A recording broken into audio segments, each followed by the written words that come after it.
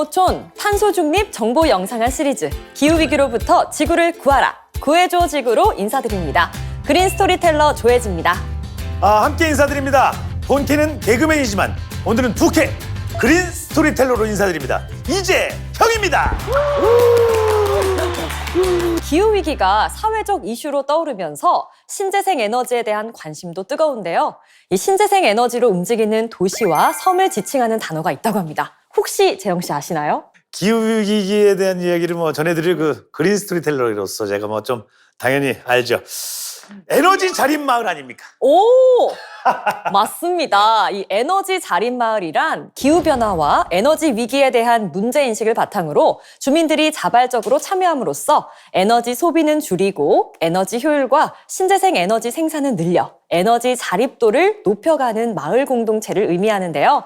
자, 그러면은 이번에는요. 제가 문제를 한번 내보도록 하겠습니다. 짜잔! 어떤 마을일지 아실까요? 아니, 글쎄 밤하늘에 별도 있고 반딧불도 있는데 조용했던 한 마을이 연일 화제가 되고 있는 바로 그곳인데요. 마을과 축산이 상생하는 친환경 에너지 자립 마을이죠. 인물 힌트를 하나 드립니다. 자, 이 그림의 답을 알고 계신 분인데요. 스튜디오로 바로 모셨습니다. 충남 홍성군 원천마을을 대표해서 오신 이도원 대표님 자리로 모셨습니다. 안녕하세요.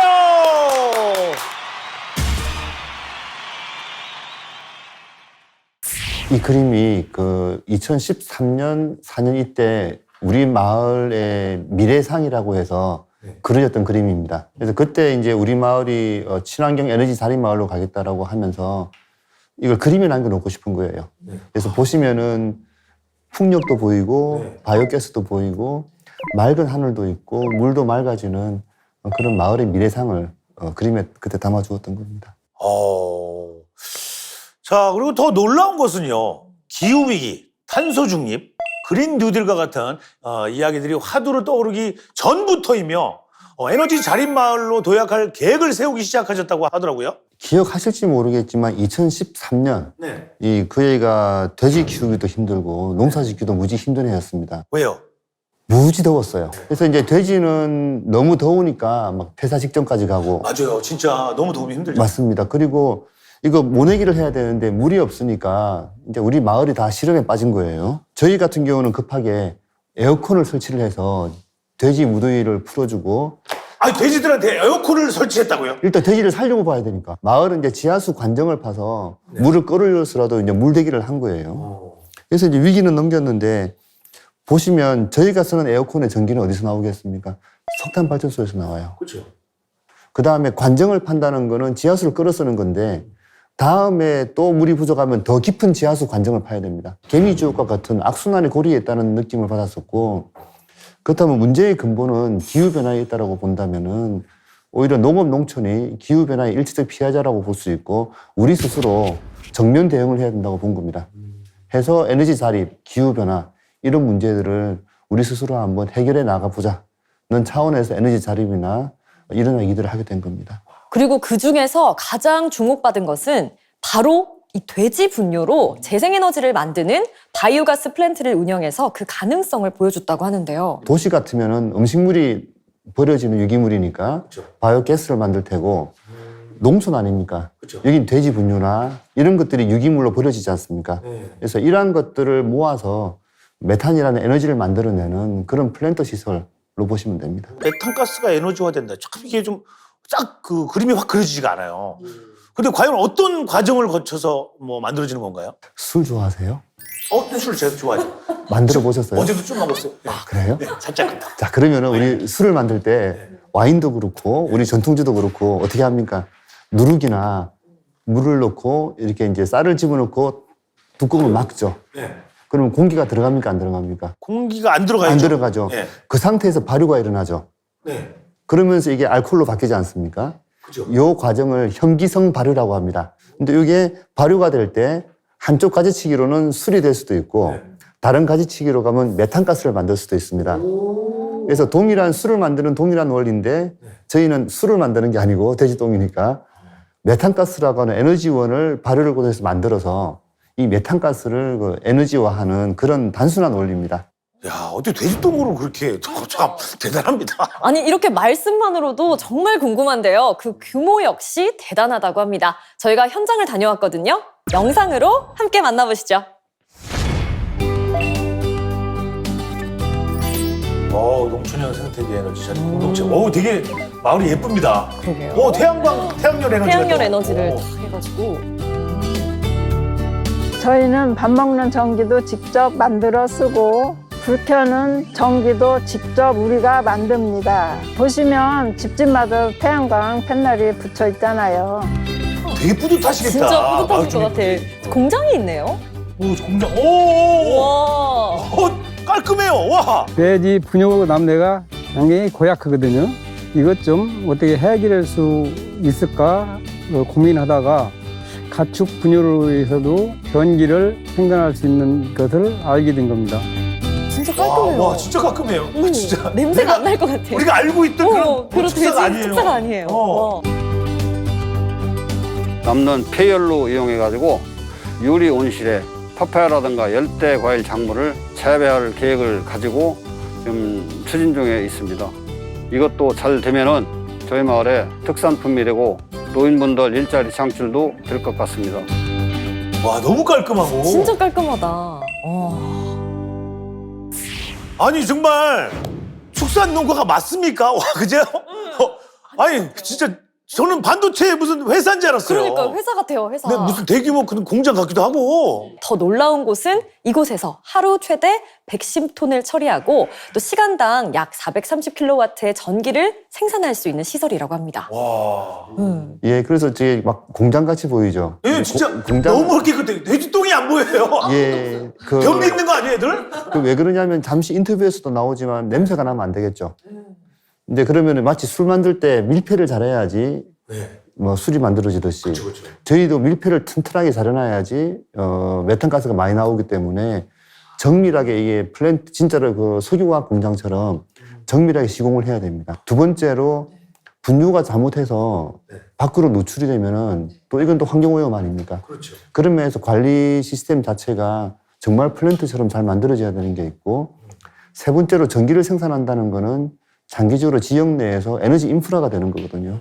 그래서 실제로 처리하는 건 똥이지만 시설 자체는 굉장히 첨단의 플랜트 시설을 지을 수밖에 없는 그러한 특징을 가지고 있습니다. 이렇게 앞으로 바이오 플랜트가 가축 분유 처리 시설의 인식을 변화시킬 것으로 생각이 드는데요.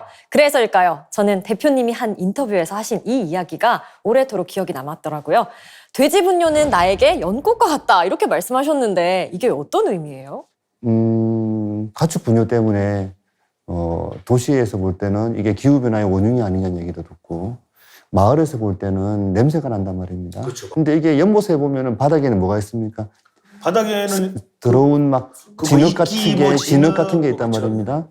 근데 사실은 그 진흙에 뿌리를 두고 휘는 게 연꽃이에요. 마찬가지로 천대받고 미움받는 그 가축 분유가 뿌리가 돼서 어떤 지역이 더 발전할 수 있는 연꽃과 같은 모습을 갖출 수 있을 것 같아서 저한테는 가축 분유가 연꽃과 같다라는 제 희망으로 표현을 하긴 합니다. 너무 시적인 표현이었어요. 풍류시인 같았어요. 네, 되게 멋있었습니다. 네. 뭐 이런 아름다운 결과가 나오기까지 분명히 힘들고 어려우셨던 부분이 있으셨을 것 같아요. 저는 제일 먼저 걱정되는 부분이 과연 이 마을 주민분들과의 소통, 이 설득의 과정에서 어려움은 없으셨을까라는 궁금증이 먼저 딱 생기더라고요. 어떠셨나요?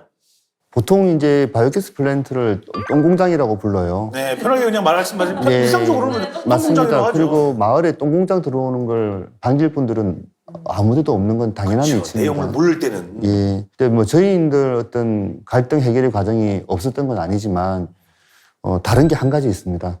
어떤 거죠? 저희는 아까 모두에 말씀드린 것처럼 에너지 자립 마을로 가겠다는 비전을 2014년도에 먼저 세웠습니다. 돼지 농장이 있고 돼지 똥이 있으니까 이걸 내버려 두면 안 되겠죠. 그렇죠. 이것도 온실가스 감축이나 에너지 자립으로 가야 되지 않겠습니까? 그런 마을 발전의 큰 로드맵 상에서 가축 분유를 에너지화 하려고 한 겁니다. 대표님, 원천 마을은 이런데 해외 사례는 또 어떤가요? 해외 사례가 있다고 하는 게 펠트하임이나 뭐 덴마크 삼세성 같은 데들이 있더라고요. 네. 근데 거기가 왜 잘하지? 하고 이제 저도 더 공부를 해야 되니까 좀 자료들을 봤어요. 특징이 뭐냐면은 자기 지역의 특성에 맞게 개발들을 다 하셨어요.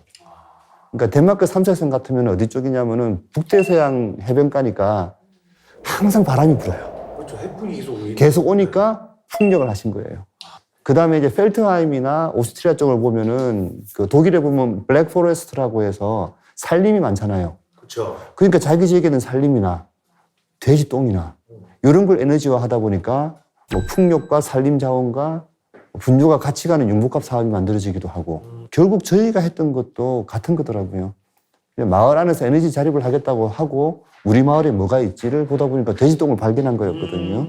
그래서 이제 결국 해외 사례라고 하는 것들에서 우리가 배울 게 있다면 그 지역의 특성에 맞게 그 지역의 주민의 의견을 반영을 해서 장기간 계획을 세워서 진행한 것들이 정작 배워야 될 핵심이 아닐까 생각을 하고 있습니다.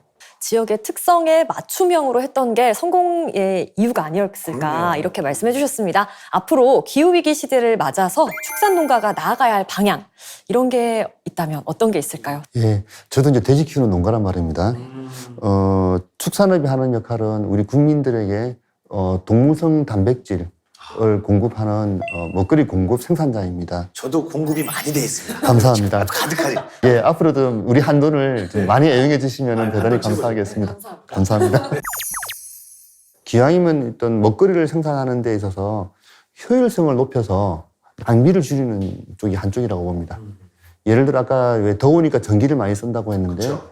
축사를 좀 잘 지어서 단열을 높이면 화석연료나 전기를 덜 쓰겠죠. 그 다음에 그 사료를 먹는데 좀 온실가스 배출을 덜 하고 돼지가 잘 크는 사료를 만들면은 그만큼 분유량이 줄어드니까 온실가스 배출이 줄어들겠죠. 그래서 이제 한쪽 축은 효율성을 높이는 거라고 봅니다. 두 번째는 감축, 줄이는 노력인데요. 마치 이제 가축 분유로 나왔단 말입니다. 근데 이제 메탄이 굉장히 이제 강력한 온실가스 배출원인데 이렇게 가축 분유를 에너지화 한다든지 해서 온실가스 자체를 줄이고 재생에너지를 만들 수도 있고요. 한쪽은 효율성 증대를 통한 저감, 다른 쪽은 바이오 에너지가 됐던 재생에너지를 활용한 감축. 이 두 가지 노력을 통해서 어떤 기후변화를 걱정하시는 우리 국민들에게 그래도 편하게 드실 수 있는 먹거리를 공급하는 일을 해야 되지 않나? 뭐 이런 생각입니다. 그래서 저도 준비됐습니다. 어떤 준비요? 계속 준비가 돼 있어요. 그린 스토리텔러로서 네. 제가 일상 속에서 할 수 있는 작은 탄소 중립 생활들을 실천할 것을 제가 좀 준비를 하고 있습니다.